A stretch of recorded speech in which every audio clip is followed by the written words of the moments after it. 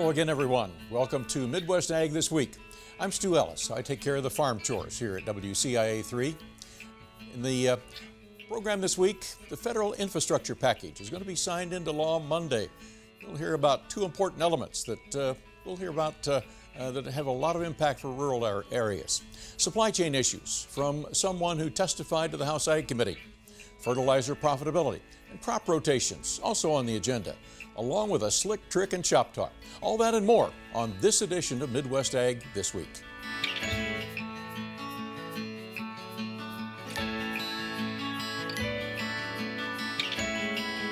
Welcome to Midwest Ag This Week with host Stu Ellis. Well, Congress has passed the major infrastructure bill with a lot of help for rural areas and bridges, roads. It's going to really help Illinois residents and farm truck traffic. Mark Gebhartz of Illinois Farm Bureau is with us. And Mark, you've certainly watched this. It's going to help local roads and bridges. A lot of truck traffic is going to benefit from this. Absolutely, Stu. This is an enormous bill, just in the magnitude of the dollars, if you will. $550 billion of new money in here, of which $17 billion is targeted to come to the state of Illinois. The way we look at this, I mean, it's probably conversations with the Illinois Department of Transportation as well as some of the federal folks. We've talked about the opportunity with our congressional delegation to make sure we engage them in this effort. So we definitely will focus on that as this money becomes available and we move forward. Okay. Another one of great interest is going to be broadband. And for people who just don't have any connection, or people who are throwing around a lot of data from tractors to combines, are going to be interested. Absolutely. Broadband access, improved access, I should say, for the state of Illinois is really a high priority. And as you know, you've just mentioned the fact that just technology in agricultural production today relies so much on that access and the ability to use the equipment and the data, which becomes such an important part of what we do in our crop and livestock production. We have been engaged with the governor's task force on broadband, which I see as a very critical part of how does this money, if you will, come into the state of Illinois and get targeted in the right way. But it's not just agriculture, Stu, it's telemedicine, which for our rural residents, our members, is such a critical component of this. And that's going to be a big part of how we try to engage in this money and get it targeted to the right places. So that's something that we'll find out details as they come around, but at least that's a couple of benefits that Illinois residents are going to see from that infrastructure package.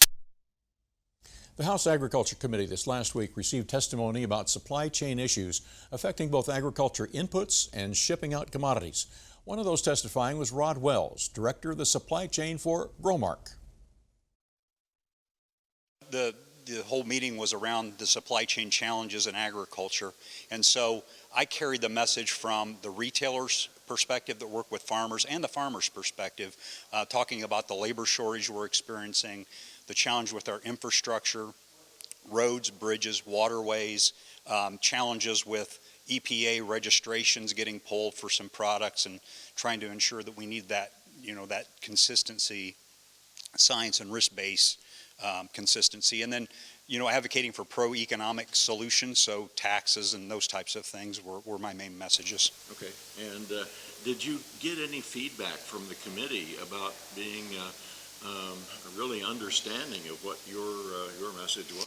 I believe so. Many of them are from agricultural states, and so Illinois is well represented on that committee with multiple representatives. And so I think they very much see the need, and they've heard from a lot of their constituents on issues ranging from transportation to the lack of transportation capacity, labor shortages. Fertilizer prices were touched on in the energy sector and how that might impact the economy. So I feel like they have a good handle on it, and the speakers that day gave, I believe, some good proactive solutions to address those issues. Okay. Chairman David Scott of the House Agriculture Committee expressed some real surprise about what he heard about the lack of truck drivers. It is, absolutely. In fact, we're in the midst of a very big fall fertilizer season. A lot of anhydrous ammonia is going to the ground right now, and we are very much strained with trucking capacity to meet the needs of our customers today. And so we're prioritizing loads where they need to be prioritized. And keep in mind, it's not only that product, but fuel, LP gas. They're talking about a little bit of a cold snap coming up next week, and so there's just multiple products that converge this time of year, and capacity short to begin with, and so we've really felt that strain. Talking about a cold snap coming up this Yes. week. Is that true? That is very true. We had that very strong cold front that came through on our Thursday morning, and it's just going to stay cool here for the next couple days. And along with that comes a little bit of some snow, too. Well, we've still got probably a good 20% of the crop in the field. Correct. We'll talk more about that and also to the chances for additional precipitation too. Our rain chances though for the week still look to be the best. We're thinking by next Wednesday. So in grand total, we're looking at maybe around 1/4 to 1/2 inch of additional rainfall across a lot of the state. But really the big talking point will be the cool temperatures that we have in place. High temperatures will be in the upper 30s and low 40s for the rest of the weekend into early next week. A bit of a warm up here, and then by the time we get to Wednesday, we have a high temperature in the 60s that will then see it fall back down again thanks to a cold front that will then provide us with a chance for some rain showers. Our 8 to 14 day outlook, which goes from the 19th to the 25th of November, trending a little bit cooler in terms of the average there. And in terms of our precipitation, some good news there, drier than normal by just a little bit too. Again, this takes us towards the end of the month of November. You'll see though that for our Saturday night into early Sunday, we're going to have our next chance for precipitation. A lot of that's actually going to fall in the form of some snow showers for us.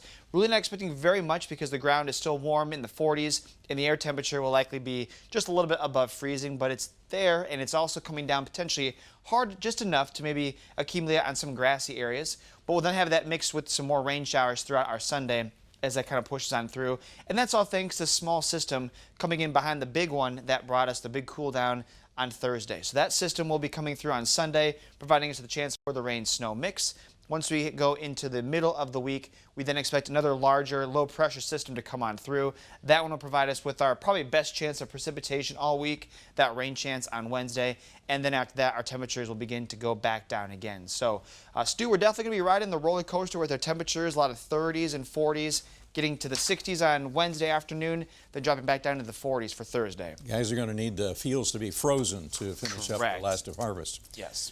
We'll check on what your kids, the next generation, is going to be rotating their crops with. It's interesting. Welcome back to Midwest Ag This Week. Well, Grandpa rotated corn, wheat, oats, and alfalfa, and without the need for horse feed, Dad planted corn and brought soybeans into a 50-50 crop rotation. It's what most farmers are doing now. But what about the next generation? University of Illinois farm management specialist Gary Schnitke says your acreage mix will likely change a bit. So if you look at over time, since basically 1994, we've used more soybeans than corn relative to 1980. And the only time it wasn't that way was when we were building corn use for ethanol. In that period, they were about equal. But the reason why soybean juice is higher than corn right now is because of exports. And the exports keep growing, and we're exporting at least 50% of our soybeans. So that is what's happening to our soybeans. Does that mean there's going to be more of a market for soybeans then for farmers? Yeah, farmers have, they're always going to, corn and soybeans are going to always be, used to be pretty close, but we're going to see more and more shading to soybeans if these exports continue. What that means for farmers is that they're going to have to look at their long-run rotations and really think about putting more soybeans in those rotations. So over time, we're currently at a 50-50, roughly, corn-soybean rotation in central Illinois. Do we need to shade to 55-45 or something along that line? Profitability, is there any changes in that then? So profitability since roughly from 2013 through 2019, excuse me, soybeans was more profitable than corn. Last 2 years, corn has been more profitable than soybeans.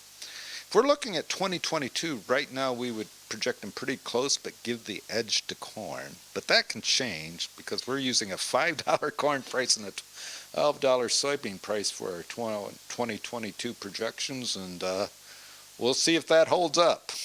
So it sounds like if a farmer wanted to buy a planter, he probably should think about buying a soybean planter that also plants corn. There we go. Or if we're going to have, you know what, many farmers are doing is buying two planters, one for soybeans and one for corn. That's probably not a bad strategy. And think about running that soybean planter over more acres. More soybeans. Well, farmers have used the MRTN, maximum return to nitrogen formula, to determine nitrogen application rates on corn. But there's some new formulas that are floating around. Which should you use? Here's a suggestion. We're a little bit in the dark, but we don't want to keep you in the dark, and that's why we're here to use this bright screen, thanks to the help of Dr. Nico Martin at the University of Illinois. And we want to shed some light on the controversies regarding the formula of maximum return to nitrogen versus some of the other alternatives. And you've done some research, and it shows what? So we conducted a simulation study using 4,000 fields across the state of Illinois over 30 years. So we pretended we have millions of fields and that we will know everything about them. So when we compare different nitrogen strategies, we compare the method of MRTYN to look at the impact of different nitrogen rates and what happens if you are applying more or less using different strategies. Okay, and what recommendations would you have to farmers? So we identified that in general the MRTYN method is very, very robust. Also, there are new technologies that are using more information from the farmers and machine learning technologies, and we call them dynamic. Those produce, I would say, more accurate outcomes, but at the same time, when you are using those technologies, you might run into the risk if you see this curve and you see the profit change when you miss your rate and you put a little bit less than the optimum, the profits for the farmer decreases sharply. So using the static method, the MRTYN method, will be less risky in that regard. So some good ideas for farmers. If you have seen both the dynamics and are familiar with the MRTN, why, here's the difference between the two. Our thanks to Dr. Nico Martin at the University of Illinois. Kurt Kimmel is with us, bait commodities in Normal. And Kurt, we started out the week with a crop report and an WASDE report, and there were some surprises in that. Yeah, we had kind of negative thoughts going into that report, and the USDA came out with the corn estimate, a little higher yield, but a little higher demand, and ending stocks on corn came in just below 1.5 billion bushels. So you look at longer term past history, that's not a burdensome amount, but the trade feels that stocks could probably shrink back down to 1 billion bushel. Yield might be a little bit overestimated.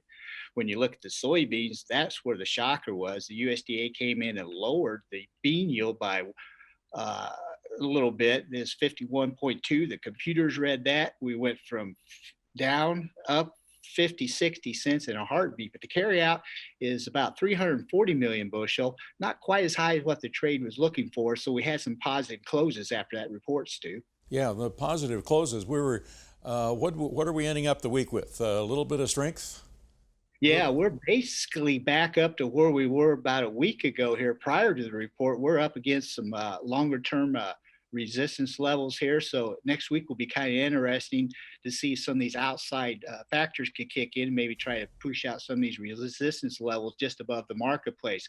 Look at that corn. We've been sideways since May, and we're just continuing to grind back and forth and through here. So if you're a producer and got some cash grain you need to sell here, you might want to keep an eye on it here and capture some up here between now and Thanksgiving. Seems like the only things that may be moving the market are going to be those weekly crop progress reports, because they could be slowing down real steadily here. Oh boy, I didn't like your forecast at all there, Stu. It's going to be a challenge here for that last 10 to 5% for the most part, and usually it is. So not only here, but China's having some problems getting their grain out. They're extremely wet, and they're facing some higher energy prices too, and concerned about getting their crop dried down. So their prices are moving up also. We'll certainly watch China. Kurt, thank you much. We appreciate it. See you in a couple of weeks. All right, we've got a quick solution to a daily problem, really a daily solution to a daily problem coming up in Shop Talk.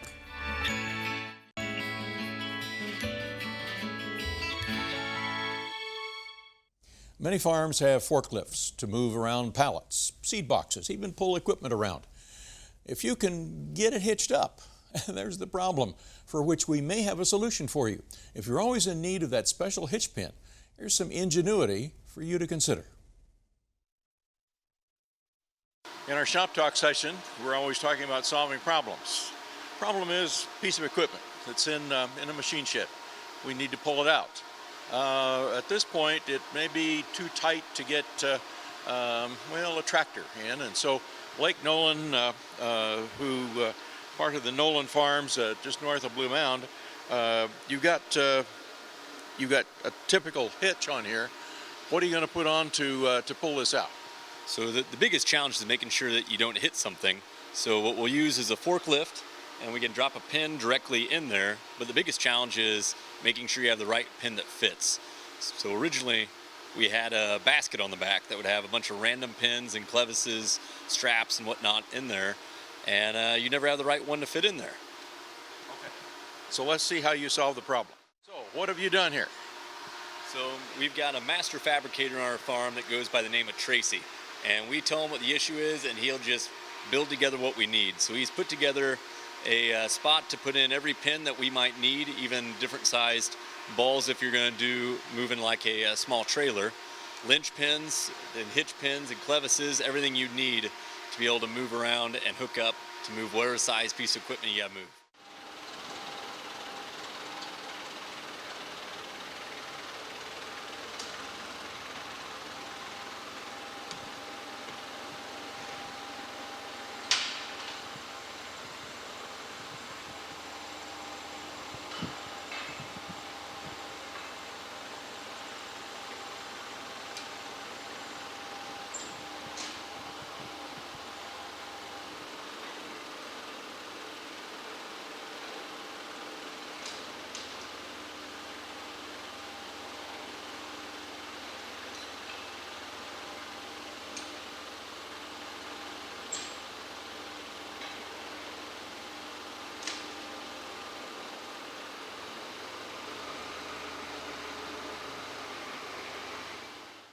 Whenever you've got a lot of different pieces of equipment and a little shed to fit stuff in, you got to get as many things in as many spots as you can get it.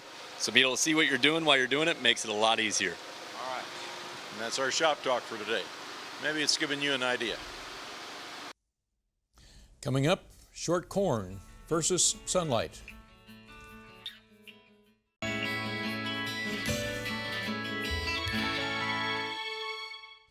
Well, Bayer has genetically produced shorter stature corn with great stalk strength to withstand wind damage, 18 to 24 inches shorter. The leaves closer together, sunlight shaded out the lower canopy. But how does that impact photosynthetic abilities of shorter stalk corn? That's an issue that needs to be addressed, says Dr. Stephen Long, noted researcher in energy crops and their capacity for photosynthesis. With the interest in short corn that Bayer has come out with, there's a lot of advantages. But one of the concerns that some people might have is its ability to photosynthesize. Steve Long of the University of Illinois, noted biochemical and biosynthesis researcher, is certainly looking at that. And Steve, what have you found? Is short corn, is it going to have a problem with photosynthesis? Well, with short corn and higher densities, one of the issues, of course, we see is that there is more self-shading, so leaves shading other leaves, and this shading is dynamic. You know, as the sun moves across the sky or leaves move, that parts of the plant are going in and out of shade very rapidly. What we find is that photosynthesis doesn't adjust fast enough to these changes, and so what we've been looking at through modeling and measurements is, what is the cause of this slow adjustment to these changes? And, recently we looked at many factors and we've identified one which is particularly in need of addressing. So what we're saying is certainly, short corn clearly has its advantages. A higher density of planting has its advantages. But if we were to overcome this problem, we could then get even more out of this higher density planting and out of short corn. Okay, so they've solved the problem and the challenge of standability, and you're going to solve the problem possibly of that photosynthetic issue. Yeah, well, what we're saying is there is an underlying issue. Yes, we've seen density go up, and we can get a cob on every one of those plants, a good cob. But what we're saying is if we could overcome this issue, which has kind of been underlying this gradual process of denser and denser corn, we could, if you like, we could go to even higher densities. So there's some opportunities in for increased production with it, but still some challenges yet, though. Yes. Okay. All right. We appreciate Steve Long in this ACES research report. And a bit of an epilogue to that conversation. It seems that Dr. Long, just after we recorded that conversation with him, found out from the Bayer folks that they're really putting more leaves on that stalk of corn. And so that adds more opportunity for surface area to capture all that sunshine that's certainly needed. Well, that concludes this edition of Midwest Ag This Week. Hope you've benefited from some of the information you saw and heard, and you share it with your farming colleagues. On behalf of Midwest Ag This Week team, we invite you to join us again next week at the same time. I'm Stu Ellis.